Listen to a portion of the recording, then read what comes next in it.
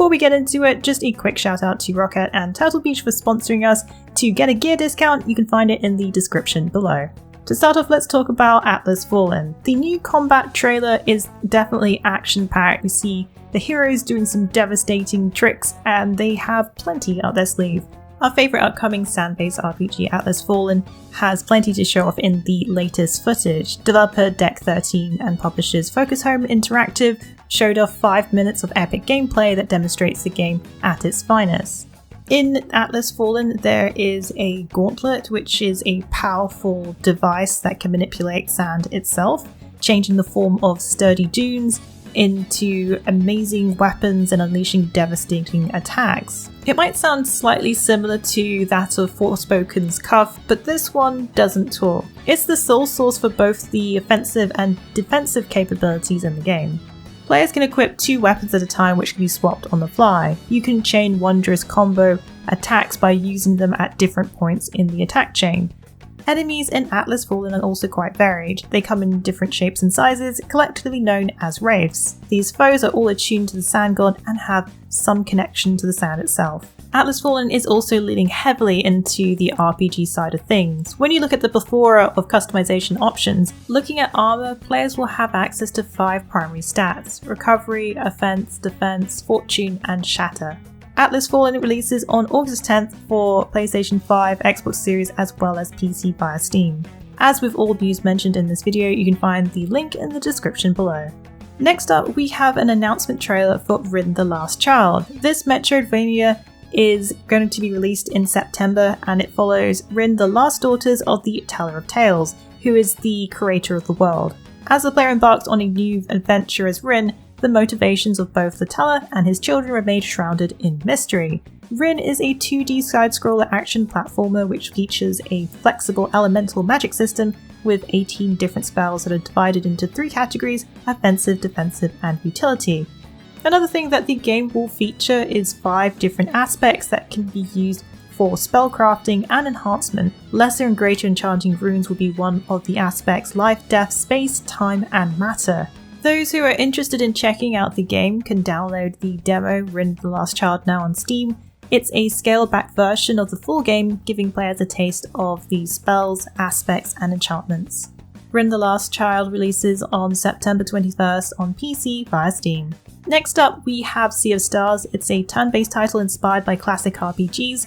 It's heading to PS Plus for both PlayStation Extra and PlayStation Premium come launch day. The game is set to release on August 29th. A demo is also now available for PlayStation 5 and PlayStation 4.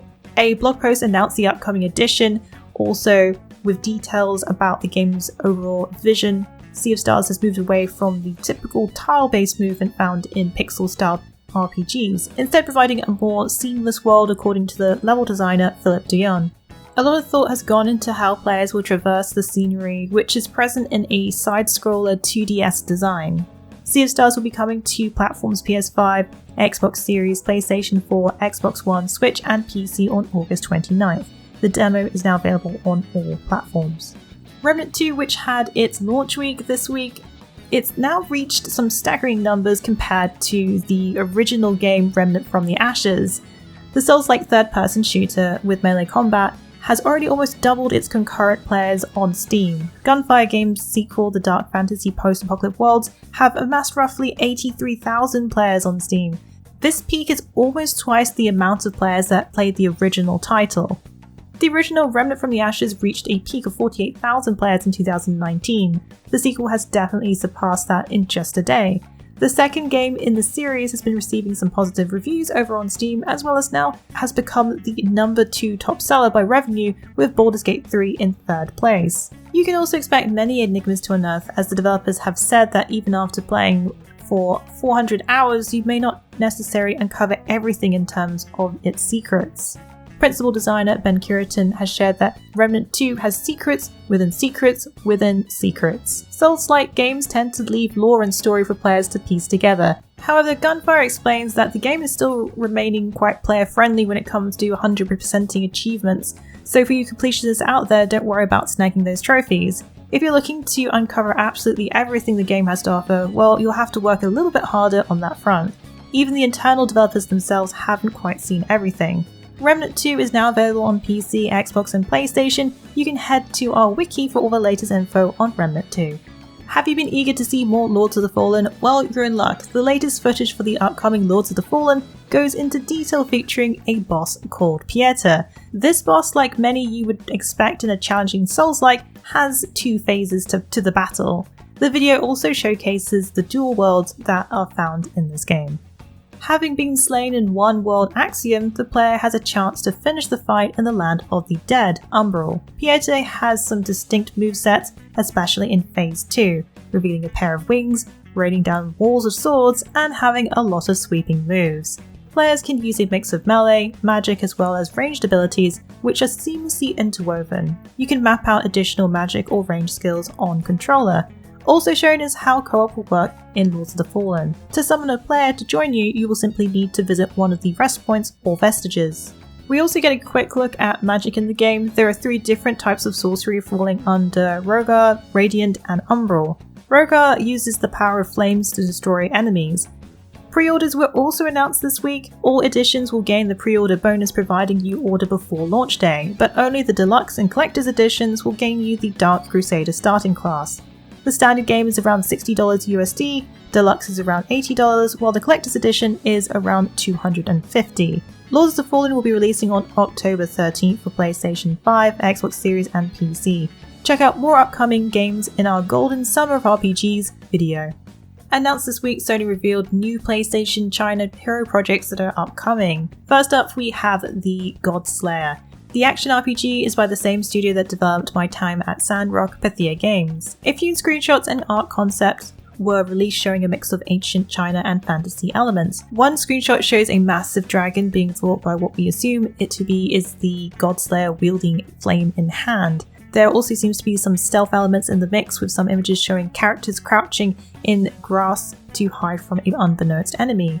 While it's always exciting to see new projects in development, we're going to have to wait quite a while for this one. The studio has its sights set for 2027 as a release timeframe, which is about 4 years away. Another project announced was the action RPG by TI Games, The Winds Rising. The Fistforged in Shadow Torch developer revealed a rich world following a girl who leaves her peaceful village to go on a grand adventure. She stumbles upon a lost monster cub which causes trouble for the whole kingdom. A short teaser trailer announcing the project was revealed, with some brightly coloured artwork showing a vibrant game. These aren't the only action RPGs in the mix. Sinner's Sacrifice for Redemption developer Darkstar unveiled their new project, Daba Land of Waterscar. This one follows a world that is inhabited by a humanoid clay puppet. On the verge of collapse, players will uncover the world's story by defeating enemies and seeking answers. We get a peek at some of the larger-than-life bosses, one that spins round inside a bell, making for a challenging boss fight. A closer look at Daba Lands of Waterscar will be happening this weekend on July 30th during China Joy 2023. With Baldur's Gate 3's launch fast approaching, many might be wondering, what are Larian Studios' plans after the imminent release? According to a recent interview with IGN, Larian boss Sven Vinnick shows that they would be interested in releasing another game for the Divinity Original Sin series. As for how soon after we can expect them to be jumping back into the world of Rebellion, well, not until the team has had quite a well-earned rest. The roughly 400 developer team have been putting their heart and souls into getting Baldur's Gate 3 into 1.0. A break will be vital to keep their creativity flowing. But this is good news because it means we'll be seeing another Divinity Original Sin title sometime down the line. Larian's main focus at the moment is the highly anticipated full release of Baldur's Gate 3. Currently in early access, players can start completely anew once version 1.0 launches on August 3rd.